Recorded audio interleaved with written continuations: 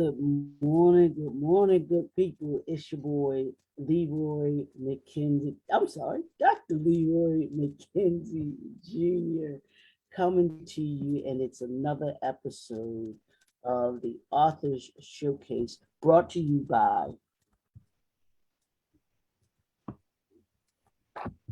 the National Black Unity newspaper. Y'all see that there?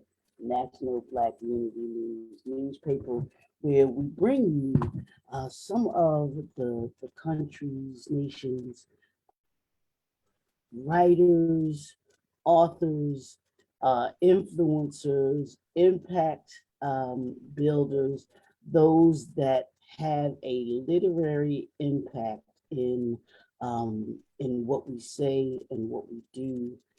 Some great messages, some great movements, all that have been created by these writers and authors that we bring to you in the Author Showcase with the National Black Community News.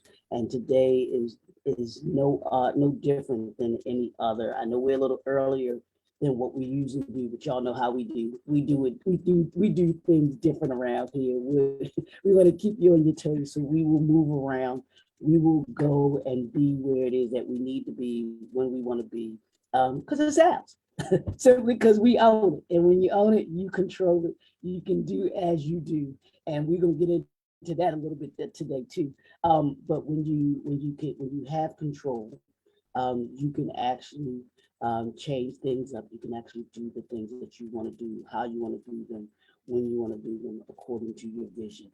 And with these authors, and I'm sitting here trying to roll through my head now. I believe most of the authors that we've had in the Author Showcase are authorpreneurs, and that means they get to control where they want to be, and they don't have to worry about a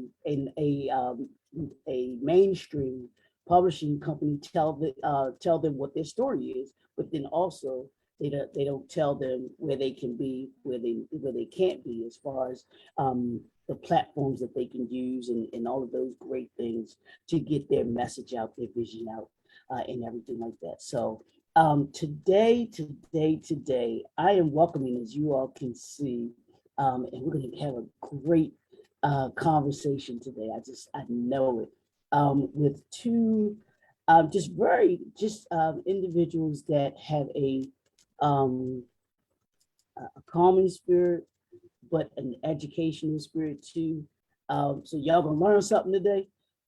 So grab your pen and paper, and you're gonna learn a little bit about some history that is not told to us. It's not in the books. You're not gonna find it in the books a lot, because it's stories that don't get told too often.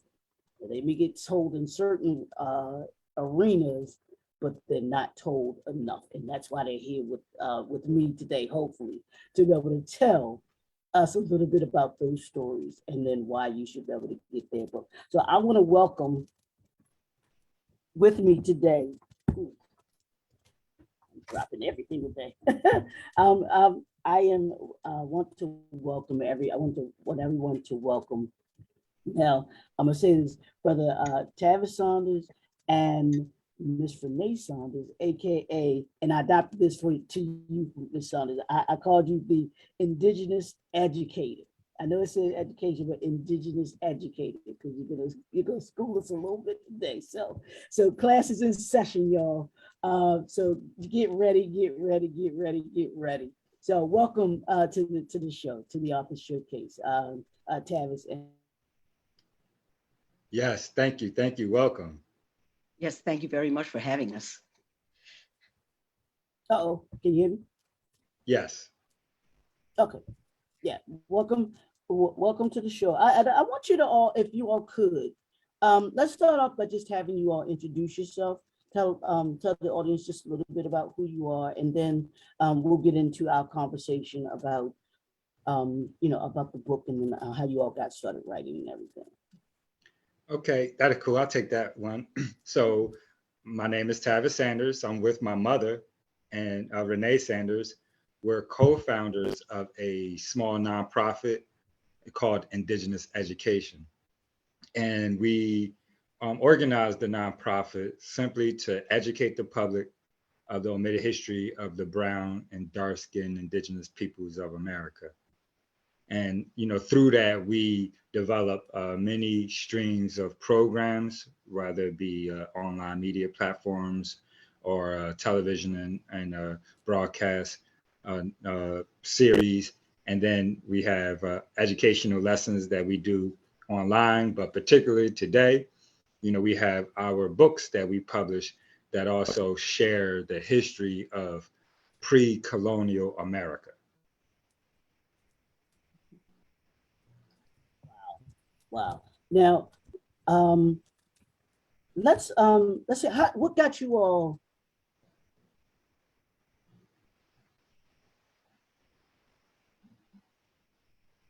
Uh-oh, did we miss him?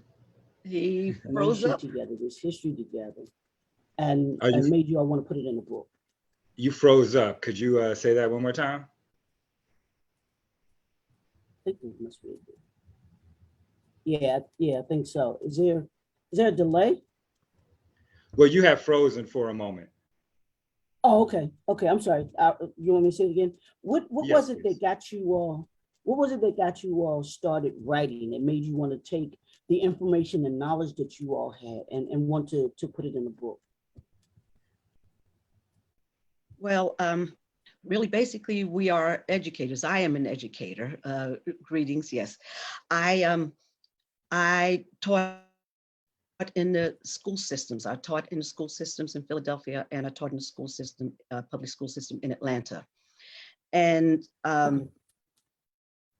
so education is that's I'm an educator, and so getting this information out to me was just very, very, very important. And just the writing this, because I know that we can't catch everybody to watch what we do have. And so it was just another avenue to allow people to get this information that we think is very, very important. No. Yeah, and for me, it was a way for me to showcase my mama too, right? She got all this information. And it's just, she's always talking to me. We always talking about these history stories and analyzing. And so for me, it was a way for us to get the information out to support the nonprofit, and then also have a valuable source for individuals to be able to research, this little known aspect of American history, and start to offer our community a better footing, and to be honest with you, to start to step up and start to care for ourselves and care for our environment a little bit better. Yeah, we felt that that with people knowing this information, just knowing that there have been Black and brown people on this continent since people have existed on this continent.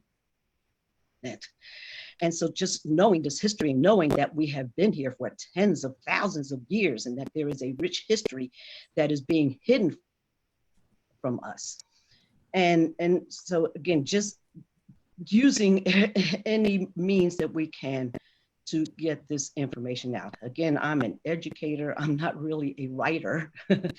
However, I had to write things when I was in the classroom. And so again, and again, I do believe that even in the booklets that we do have, I wrote them, from my educational background, so again, I think it's just an easy reading for people to really comprehend the information very easily, and then they can take up from there and then do their own research. We're really hoping that this is just a foundation that where people can really begin to get that concept about the history of Black people here in America that begins way before Columbus arrived here.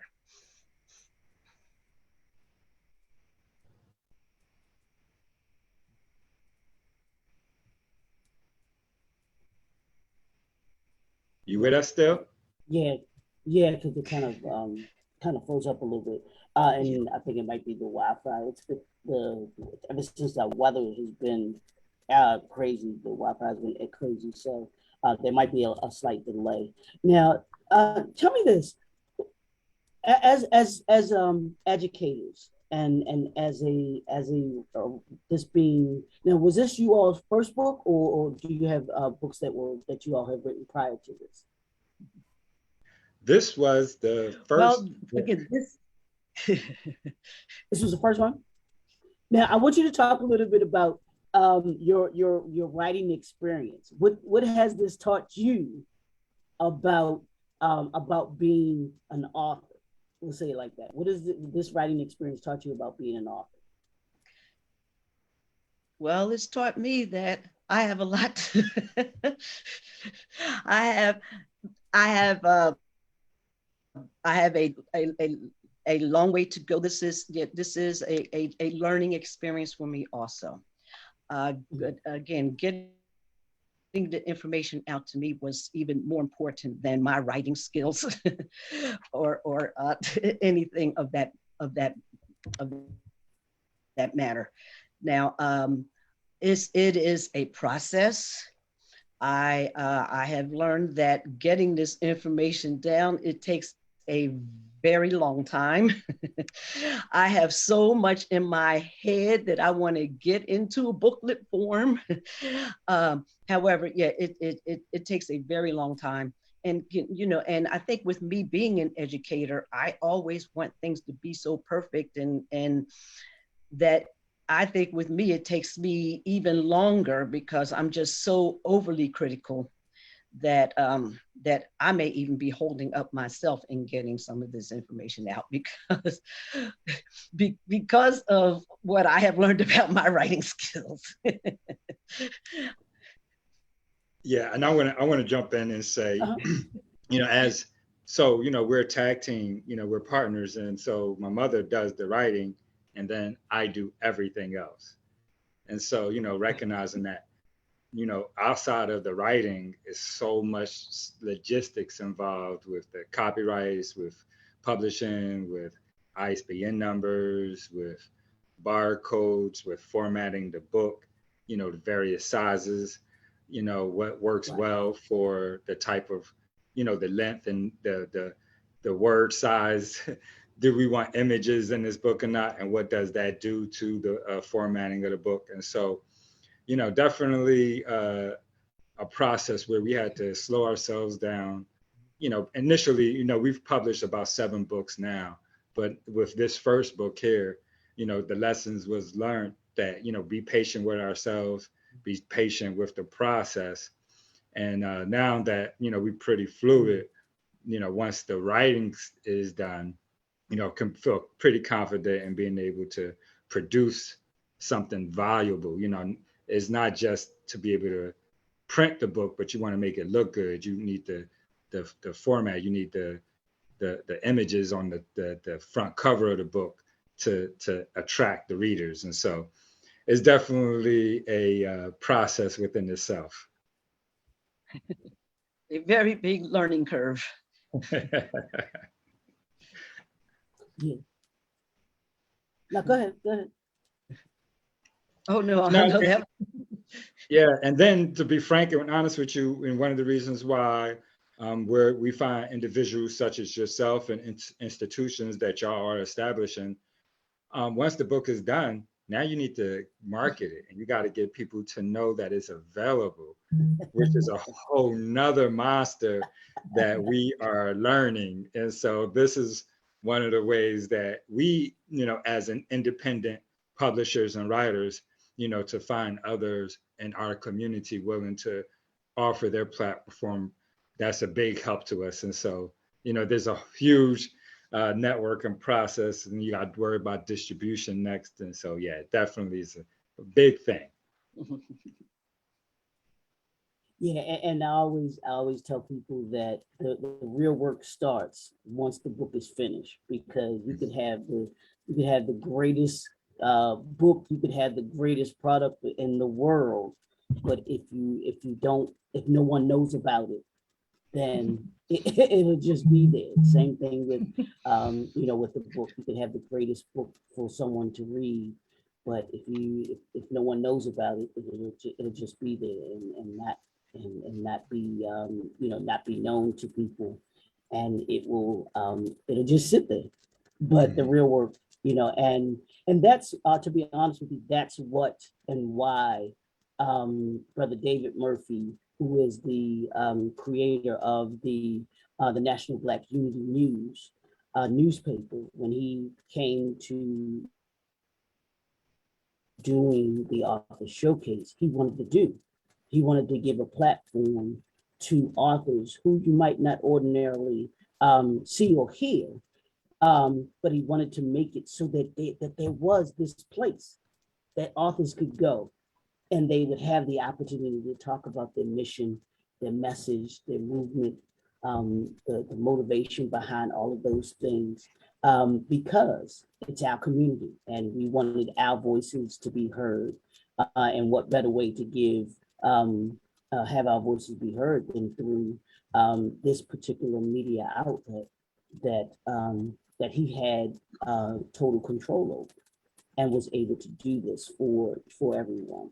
So yes, we thank the authors for writing the books that you all have written, and we also thank Brother David Murphy for creating this media platform, so that we can bring great people like you all on to the platform and be able to give you all the opportunity to be able to just to educate people and to give them knowledge that honestly they're not going to hear everywhere else.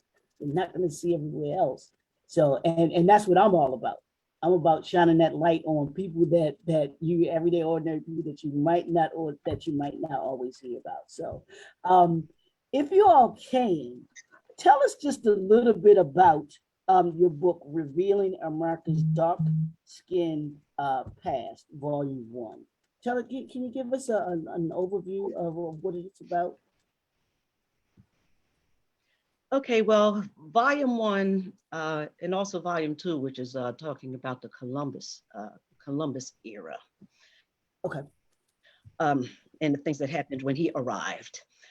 Which some things, and I really tried to tone that down also so that it wasn't as brutal as what really happened, because again, I was thinking about school children and what they would be reading.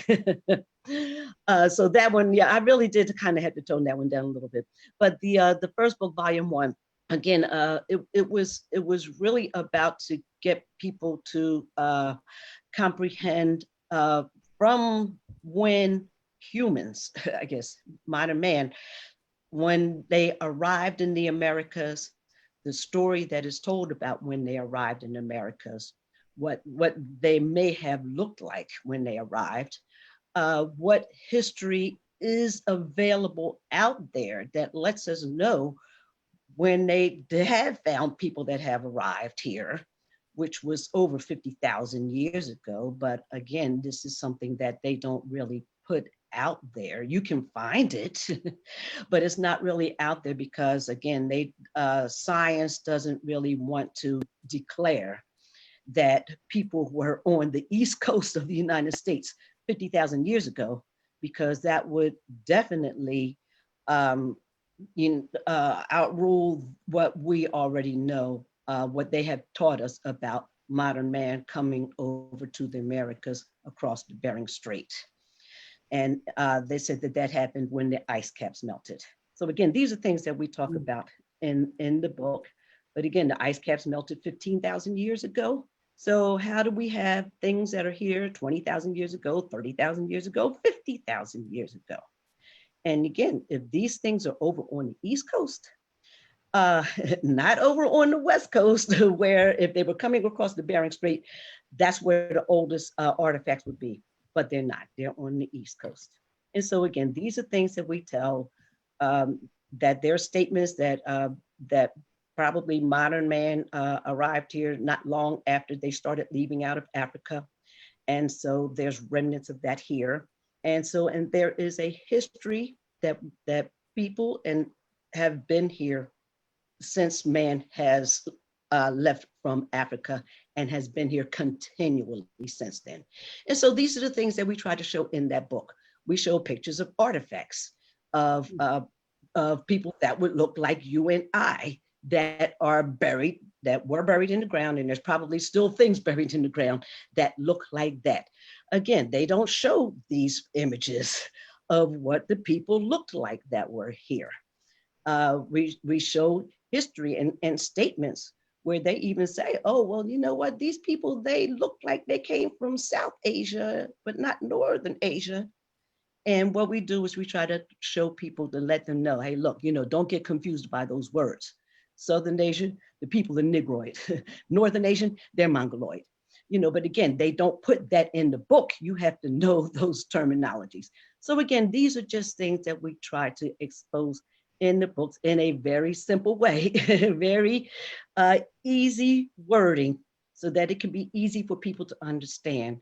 And again, after that, they can continue on and do their own research to build upon hopefully what we put in that book for them. And if I could just, excuse me, if I could jump in there real fast, again, we did say, we're educators, right? And so my mother was really general with her conversation just now, but, simple things that will help us, particularly our people, but not just our people, the larger world population, to begin to revisit the historical misnomer of American history, right? And recognizing that the things that mainstream educational institutions and society are leaving out of the story of the Americas, such as the great pyramidal mound complexes and structures that we built here in America, basically pyramids, right? That they are not sharing with us, and that these indigenous peoples that lived on this land, had societies and sciences and cultures that sometimes, some of these artifacts and some of these monuments would predate some of the Egypt cities and some of the pyramids in Egypt. And so when we have, pyramidal mound structures and other what they call mound structures that predate pyramids, we feel like it's very important for us to ask ourselves, wait a second, why are they not telling us the story about these people? And then recognizing that these people were building pyramidal mound structures up until the 1700s, and that the impact that has on who we are as a population today. So it's definitely a large concept. But my mother, this particular book is written from a 5th to 8th grade perspective, so that not just you as the reader, but also be able to have this opportunity to share this with your children, so that they could grow up knowing a little bit more of American history. I would say higher, not 5th grade, a little bit higher. A little bit higher, okay. Yeah, maybe around the 8th, again, because most of your newspapers are about the 8th grade reading level. And so that's, again, so just trying to keep it in that area where it's very easy reading. I just wanted to add, though, that these dirt pyramids, again, the materials that were in the United States that we're able to use was the dirt.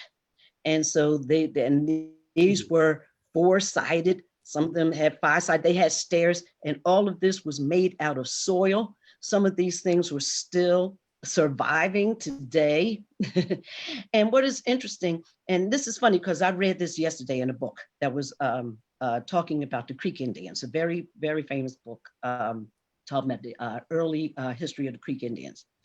And I was just reading a little section in there, and he was describing this structure that he saw, and he described this as a stone temple.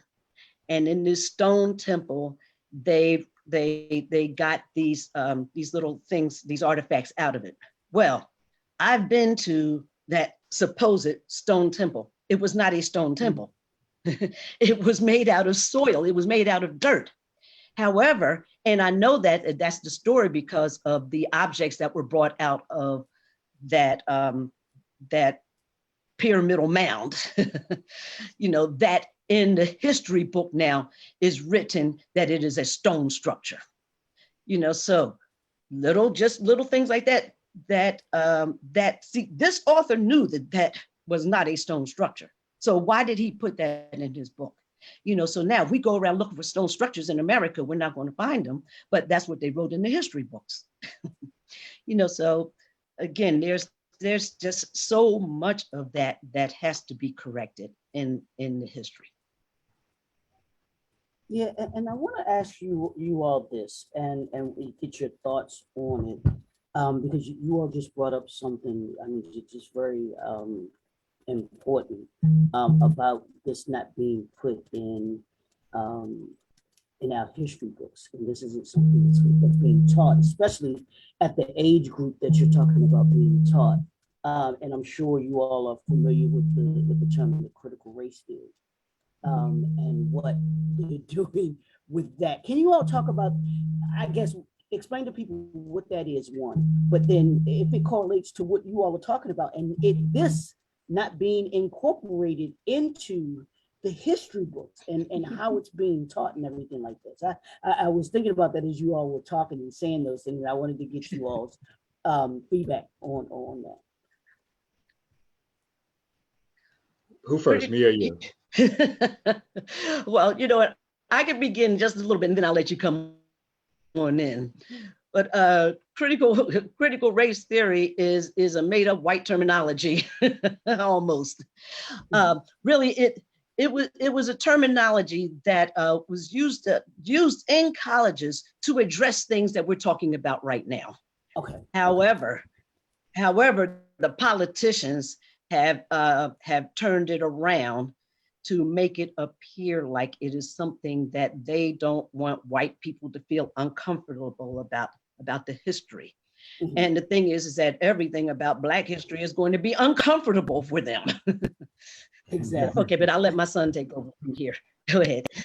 Hey, you know what? That's a fact, and so we need to revisit that and ask ourselves, the larger world population, particularly the American population, needs to ask ourselves, if this is difficult for you to learn about, how do you feel about us living this life, right? However, so the critical race theory, from my perspective, and the larger idea of it, and for me, my question is, if we want to critically analyze race and its impact on the development and the systems and the societies, then we really should discuss the inception of race, particularly recognizing that race is a concept that was developed here on the United States soil.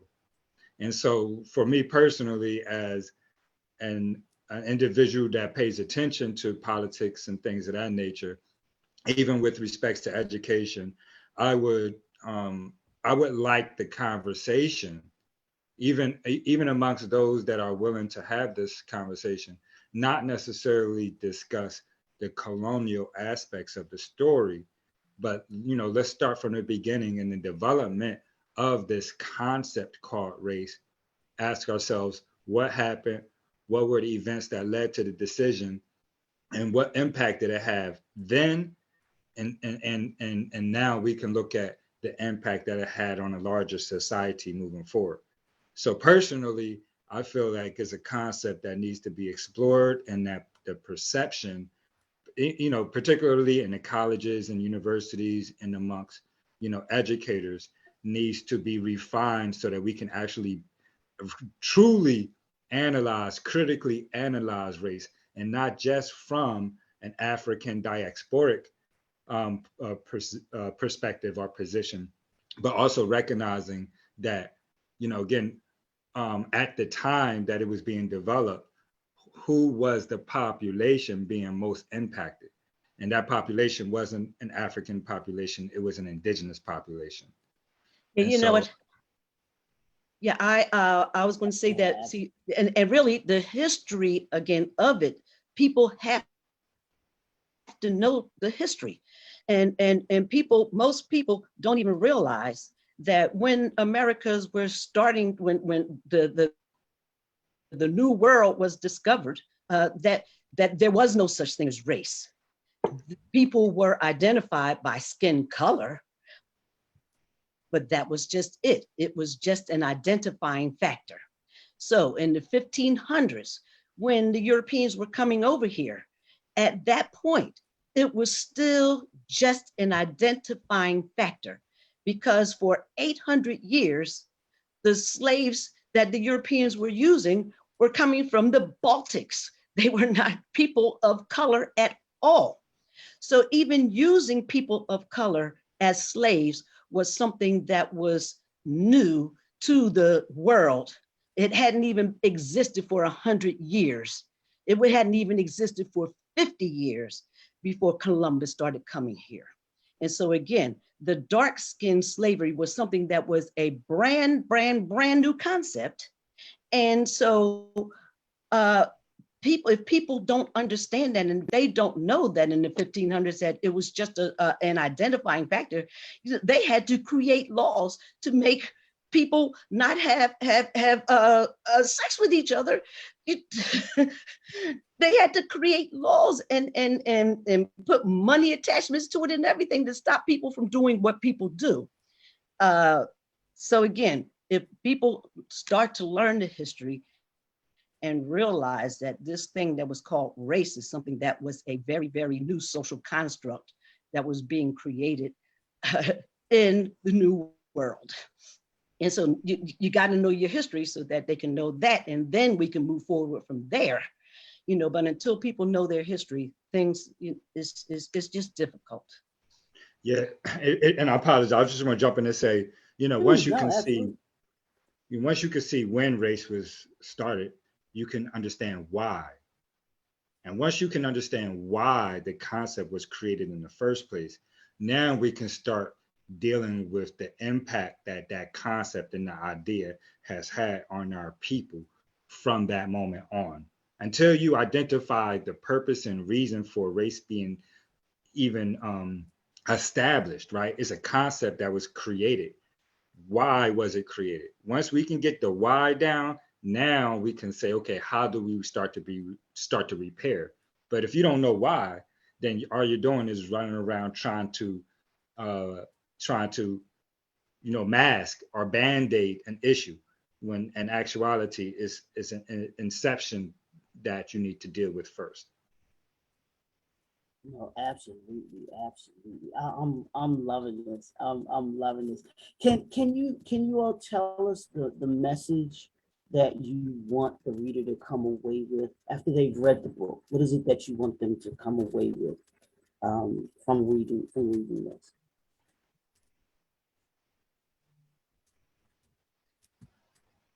Okay, well, really, I'll jump in here. You want me to jump in on this one? Go ahead. Yeah, go ahead. Okay. I'm the talker of the family, right? So my mom's like, I just want to do the work. I don't really want to even be on camera, y'all. So I do the research. I tell him, and then he passes it on. And then like you said, it's a tag team. And so and initially what we want individuals to get from this book is the reality that we as a public need to educate ourselves about our history, and as you read the book, you'll be able to see that, as my mother always shares, history is something that people choose to write about. And so, coming from a colonial perspective, they're going to advocate the history that would benefit their systems. And so what we need to do as a distinct population among, the collective larger society is to feel comfortable with revisiting education and from our perspective. And again, as, both being, as Native Americans, particularly brown skinned Native Americans, when we begin to start to look at history, we're looking at a history that was uh, that grounded us. Listen, we want to know the history of the southeastern portions of the United States and what happened to our people when colonizers came. And concentrating all that led us to find that the Americas have been populated for 50,000 years, and that these people that built these societies and civilizations and cities that were bigger sometimes than London at the same time during different time spans, and then recognizing that these people they were not savage individuals, and that their sciences was very high. Again, they built their pyramids with dirt, and that these pyramids that were built with dirt still stand today, and a lot of them are being used as foundation tools for their monuments. It's colonial monuments and colonial museums and stuff like that. And so recognizing that we as a Black population have a connectivity and we can see a connectivity to this cultural group that had created all of these monuments and this historic past, and that we are the only ones that will share that history with the public because it's our story to tell. And so we want the reader to understand the history and the relationship of humans on the continent of America, understand that these people were not savages. They had high degrees of science. As a matter of fact, at one point, they said that they found a kennel that was burning hotter than any kennel that they could find in Egypt. And so to say, to be able to produce a fire that hot, 10,000 years ago is something that they never perceived man to be able to do. And so the relationship of these peoples and what happened to these peoples, recognizing that these people were still building mounds and these pyramidal mounds in the 1700s. Well, wait a minute. If they were still building mounds in the 1700s, 200 years after y'all got here, what happened to these people? Once they stopped building, where did they go? What happened to that science? Yeah. And so, how did they become extinct? Did they become extinct? Or again, that's a colonial. Or are they extinct? And so, revisiting history and recognizing that, the colonial history is limited or misleading at best, and it's really time for us to educate ourselves. They're not going to do a good job of teaching us about who we really are. Yeah, and that's that's the part right there, and we have to understand that, and that's what makes me thankful for you all that do this research, that give us that history that we need to, like you all said, that we need to know about and that we need to understand. It's just like our family history, knowing where you come from, Mm-hmm. and because if you don't know who you come from, you don't know who you are, and you don't know who you can become. So that's part, that's part of that learning. Yeah, I wanted to say, and particularly as a young man coming from an inner city community, it was really important for once wait a second, some of my blood comes from this land. Yeah. Hopefully, we start to be able to go outside of our doors, look at our neighbors, and say, wait a second, this is our responsibility before anyone else's. Once you realize your ancestry was here before anyone else, it's my responsibility to uphold this and to lift this community up. And so I as a young man advocate, one of the things that I try to do is once, I get our people's opportunity to showcase, listen, this is who we are. We do have a blood that extends to this land prior to colonization. What are we going to do with this land, and what are we going to do with our neighborhoods? What are we going to do with the trash? What are we going to do about the violence? It's easy to separate yourself when you're being taught that you come from way over there and you ain't never seen over there, and you probably ain't never going to see nowhere over there. Don't nobody remember you from over there. And so you better just take what I give you. Now that we can say, wait a second, we also come from here. And it's our responsibility to take care of here. Let's start to teach the children this is your responsibility because of who you are and what you come from. You come from here. I also want to add, though, is that, when we say these things, sometimes, well, a lot of times we get a lot of pushback because, again, because we're saying that we are from this continent, that we have ancestry here for thousands, tens of thousands of years. But we are not denying that we have African ancestry. Number one, we know, like I said at the beginning, that humanity came out of Africa. So we know that. And I will say that since, again, we have, there's artifacts, again, 50,000 years ago and have been here since then. And so we have a history here of over 50,000 years of existence here. And again, the Africans did not stop coming over. So there have always been a continual of people coming over. And so we are not denying any African ancestry at all. How can we? I mean, we're people of color. How can we?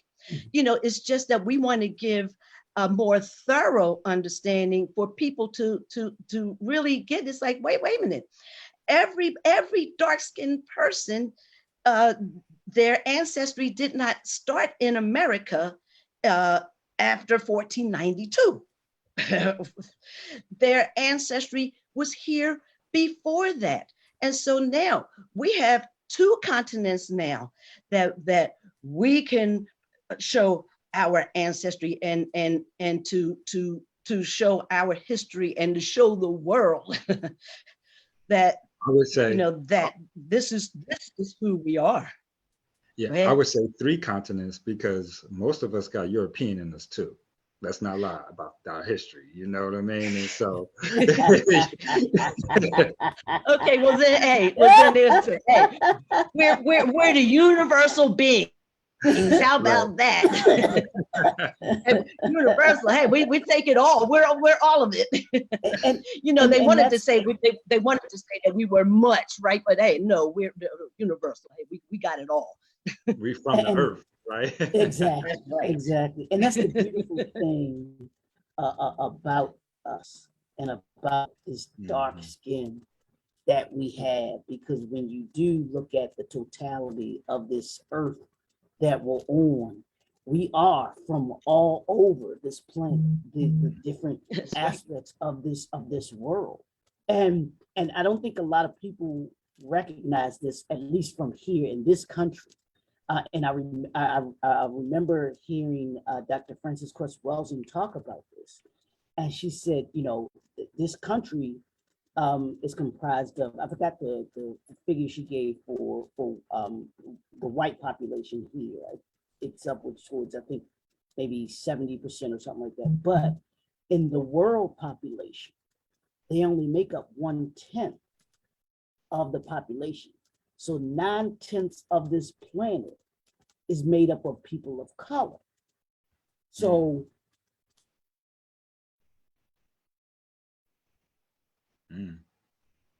you have the little aspects that they may come from, but the majority of the people on this planet are people of color. So, like you said, we come from all over. Now, the birthing place of everyone is the continent of Mother Africa, and everything else just kind of flows from there. So that's the beautiful thing, and that we have to understand and look. And to me, it's looking beyond this continent that we're on and seeing the world for what it is, and understanding that, and understanding the history of the world, and people, like you all said, the people of color. Let me ask both of you this. What does the title "Revealing America's Dark Skin Past" Volume 1 mean to you? And I'll start with Mother Saunders. What does it mean to you? What does that title mean to you? Look at a big old smile on her face.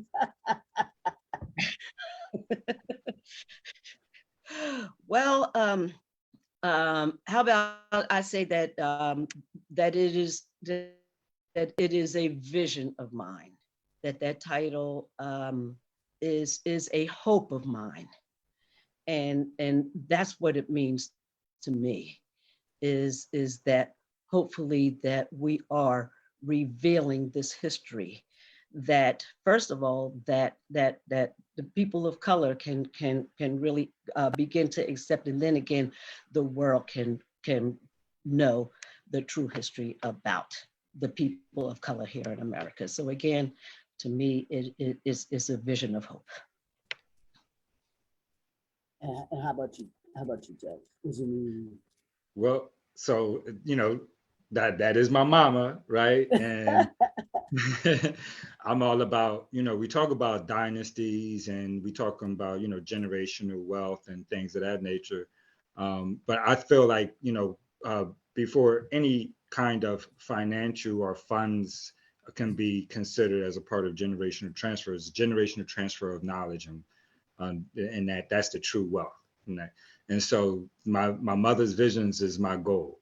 So my goal is to reveal America's dark skin past.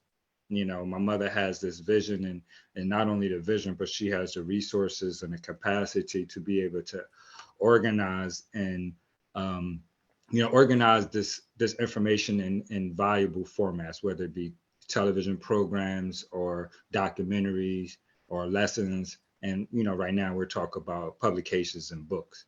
And so my job is to do it, to make sure that the public knows of our history here, and to offer our people an opportunity to reestablish, those institutions that was lost to colonization. Absolutely, absolutely. Um, TV can't do that now. I want to know from you all, because this book is for you all gave the age category for children, and that's our next generation. Mm-hmm. How do we shift the next generation's mindset to understand the importance of history like this? How do we get them to begin to want to grasp it, but then also to understand its importance? If I can ask that to you. I'll jump first because this is actually a teacher's question. So I'll be short this time. No. um, personally for me is knowledge. The children have to know first, and I thought, if you don't mind me just sharing a short story. And I was, when I was in public school, I was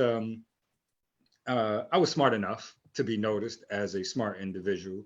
I wasn't paying attention to too much or anything else, but I was smart enough for them to say, okay, you know what, let's send you to these science camps and let's, do these intellectual things with you.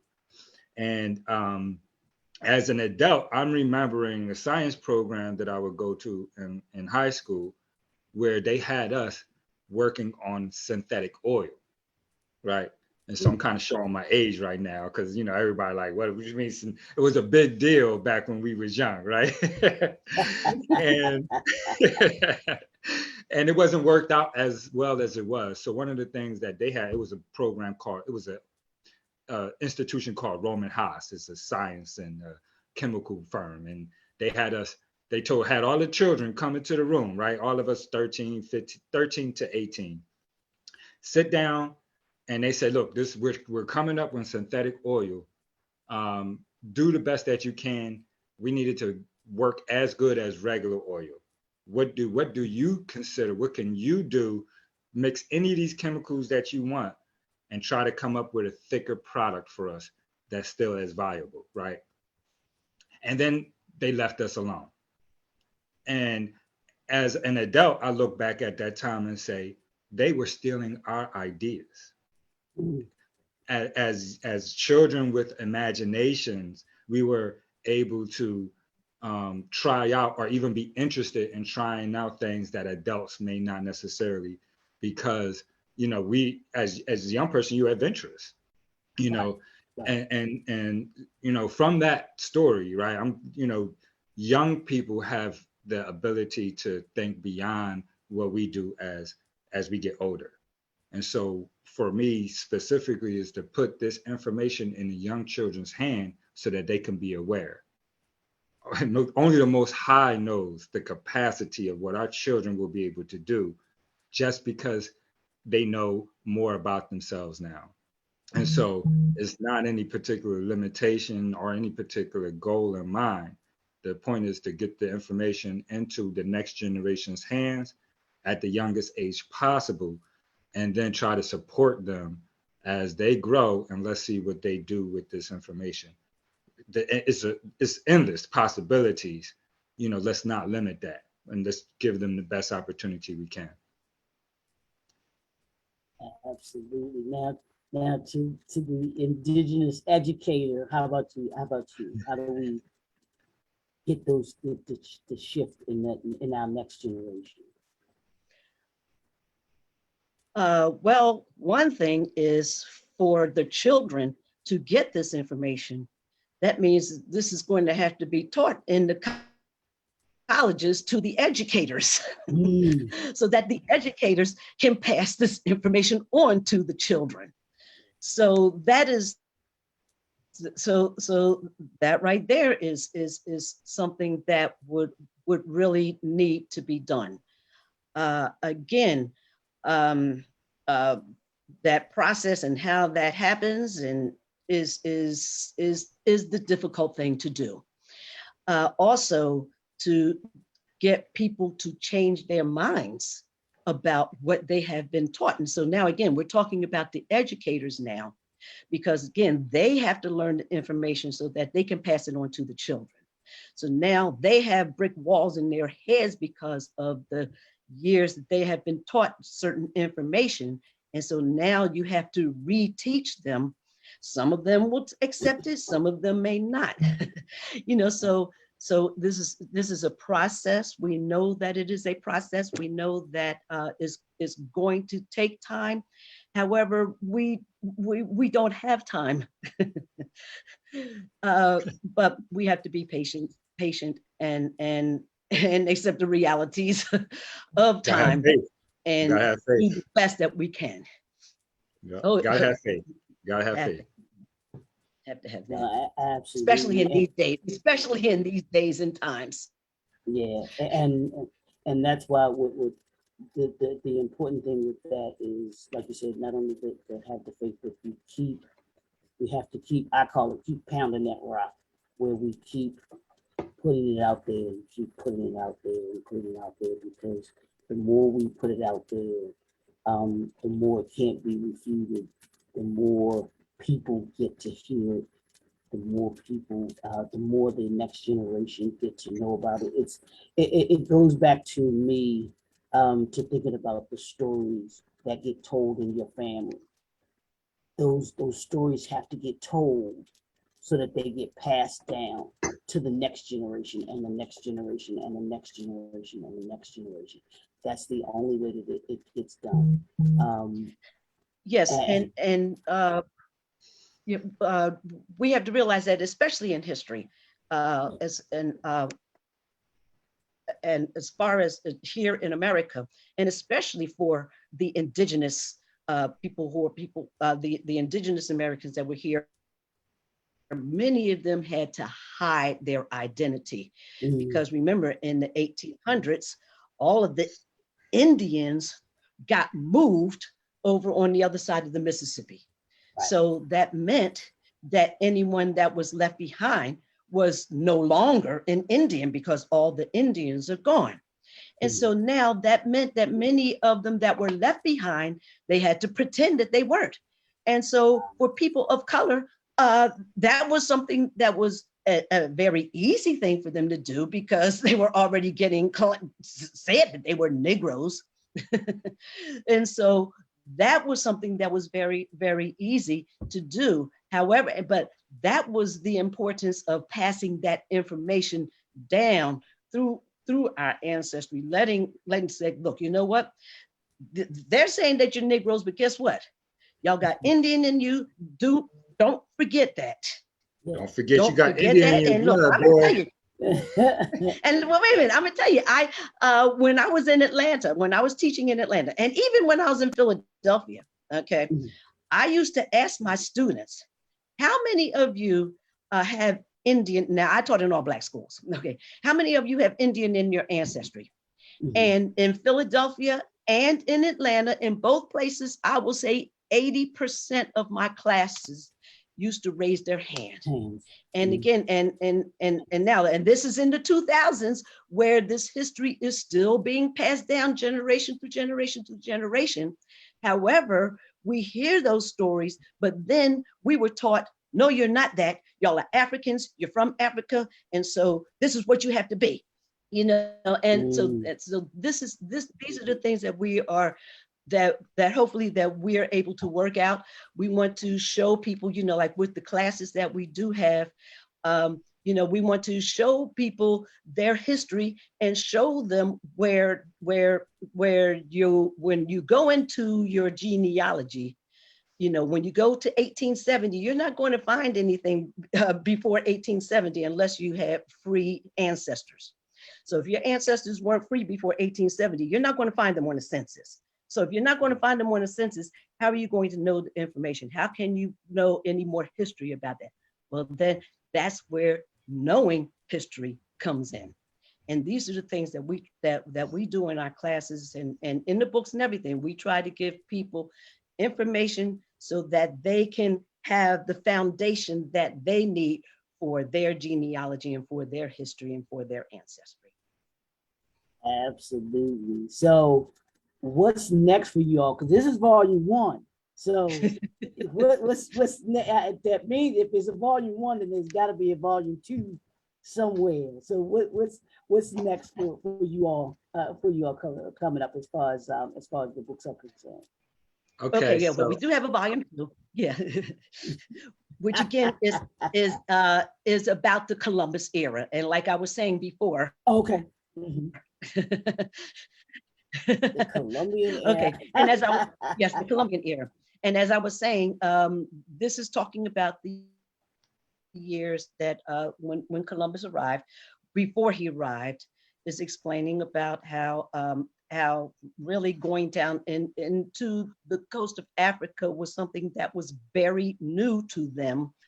They hadn't gone down the coast of Africa until like 1836, I think, is when they did their first one in Mauritania. And then they established something in 1442. And I think in 1442 is when they got like gold dust and then maybe a slave, but then that's when they found out that slaves made more money than gold. And so then when the Europeans, when they finally got over here to the Americas, they already had the concept, oh, you know what, slavery can make us a whole lot of money. And that's what Columbus did when he got there. He went back and wrote back to the king and said, hey, look, you know what, we could take over the whole island. Okay. And so these are the things that we talk about. And like I said, I really did kind of dumb the book down a little bit because there were so many atrocities that happened on that island that I could have written about. But again, I didn't want to, I didn't want to show so many horrors. I did mention a few of them, but again, it was getting the history out so that people know exactly what happened, how they were able to just take over that entire island that is occupied by people of color. and you know, and then guess what? Then the next volume, hopefully, will go on and will continue the story of the arrival here on the mainland continent. I love it. I love it. I love it. I love it. Now, I want you all, if you all could do, I'll start by having you all talk about, now you all mentioned at the beginning, your nonprofit. I want you to talk about that, and I want you to talk about the classes that you all offer as well. And then we'll go into how people can connect with you and how they can contact you to purchase the book, as well as get into the online class too as well. Okay, yeah, definitely. So the online classes is something that Mama wanted to do because we busy, and I'm like, Mom, we busy. You know, she's like, no, I want to do these online. And I'm like, okay, right. I gotta listen to Mama. No, actually, we do enjoy doing them because they're live sessions. And so we have a nonprofit that my mother and I co-founded called InDigenous Education nonprofit. We're based out of Philadelphia, and but for the most part, you know, we do nonprofit stuff. We do community cleanups and beautification programs. We do documentaries. We have a few documentaries that are in a few libraries and a few museums. We have a television series called An American Deception, and we have another television series called Revealing America's Dark Skin Past. And Revealing America's past. Remember? oh, excuse me, Revealing America's Past, right? I forgot that's the TV show. And and then we do these online lessons on Mondays and Tuesdays, 7 p.m. Eastern Standard. And what those lessons are an extenuation of the conversation today, where we speak about specific moments in history and or in the past, even some present today. I think my mother's class yesterday was on disconcerting propaganda from facts, you know, and that relationship to history. And so we can begin to read through the propaganda of revisionist history and actually, you know, have a grounded and more factual concept of, you know, the history of America and the colonization. And so, you know, through the nonprofit, we basically are just interested in servicing and sharing educational information to the public. And it gives us a valuable means to be able to do that, to be able to create the brand. And then also, you know, living in the corporate world, you have to have institutions in order to be able to reach the public in a valuable way, you know, to be able to get into the museums and schools and things like that. Having that institution helps. And so we organized it in order for us to be able to service, you know, which is what we like to do. We like to service, we like to educate the public in hopes that we can build a better moral and ethical generation of people that come behind us. Now, how can people connect with you, or how can they purchase the book as well? Yeah, so you can visit our website at indedu.org, and you can go through the tabs. You'll see a short bio with my mother and I. You can hit the workshop tabs where you have flyers for the workshops that we do. And also we have on-demand web courses, which are available that offers people lesson plans and then homework sheets and resources. And so if people want the education but don't have the time to sit in our classes live, they have an opportunity to purchase that classes underneath the courses, the workshop tab. And the books also, you can purchase the books directly off our website under books, under the books tab at indedu.org. But also all of the books are available on Amazon. And actually there are a few other books that we didn't mention that are listed on our website that we published. And so some other information for you too. Absolutely. And then we also have IND EDU shop. Oh, where cool. you can support the nonprofit and maybe purchase something there.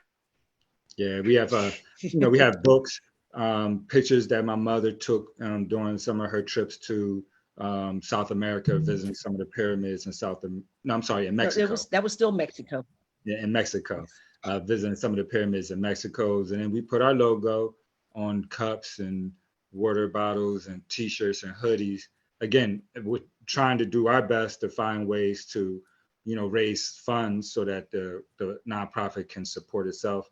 we actually don't pay ourselves with the nonprofit right now. So everything we do is on a volunteer basis. And just like everybody else that probably comes on this platform, we all know how it goes. You got to grind it until you get it, right? And that's the part of it that that we do. But it's also about I always say this: making people better, making people better.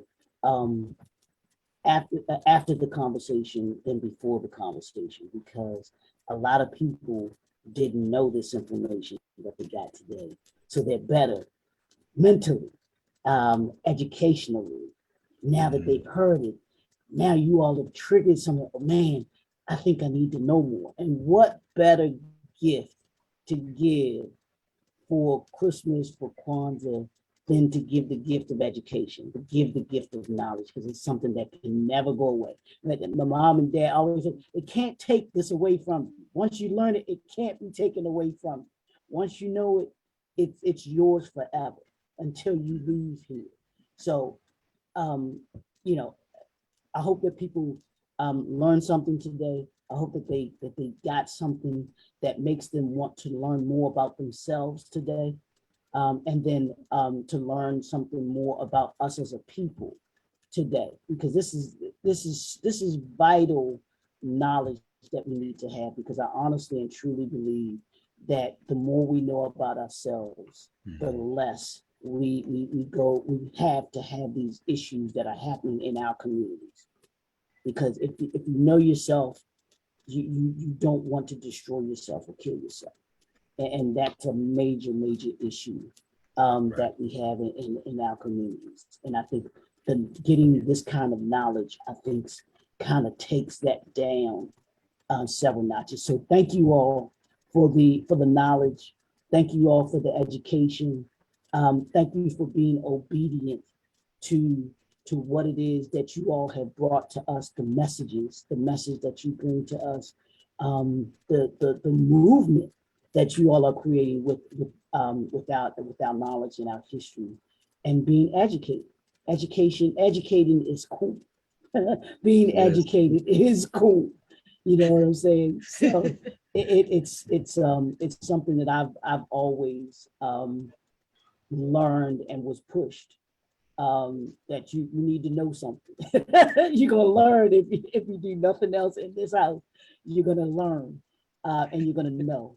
And because the more that we know, and specifically the more that we know about ourselves, the further that we go, the more pride that we have in ourselves, and we understand that, hey, these are things that need to be told.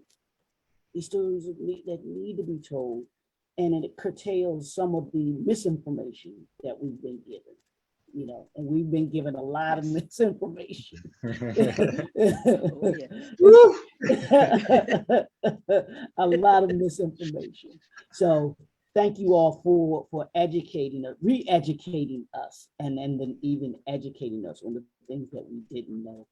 I appreciate you all taking time out of your busy schedules to come and talk to us and to talk to the audience. And like I told people, they were going to learn something today, and I believe that they learned something today from you all. So if you can give your contact information one more time, and then we'll close out. All right. I just want to say thank you for offering this opportunity. This is a gift for us, and so the gift for us is the opportunity for individuals to offer us the opportunity to share. And so thank you very much. This is definitely something that we appreciate. My name is Tavis Sanders, also known as Red Tail Hawk Thunderbird. I'd like to introduce my mother, Renee Sanders, also known as Red Silver Fox Thunderbird. We're co-founders of InDigenous Education nonprofit. You can reach us at indedu.org. Leave us a message. We have many resources, some free, and then some publications. And definitely be on the lookout, because we're not going to stop. We sure aren't. Absolutely. So we want to thank y'all for tuning in to another episode of the Author Showcase, brought to you by the National Black Unity News. And As y'all can see right behind me, you can see their book is right here. Right here, that is their book, but they are also, I have the actual paper here. And this is what you all have received the paper too. I got to make sure that I get you all mailing information. But this is the current issue of the National Black Unity News and JNF Enterprises. We want to thank y'all for tuning in. We want to thank y'all for supporting the National Black Unity News. You can go to our website at www.tnbun.com. Subscribe to get your newspaper that you can receive, so that you can receive it to your home right there in your home, or you can actually be able to get the digital download of it as well.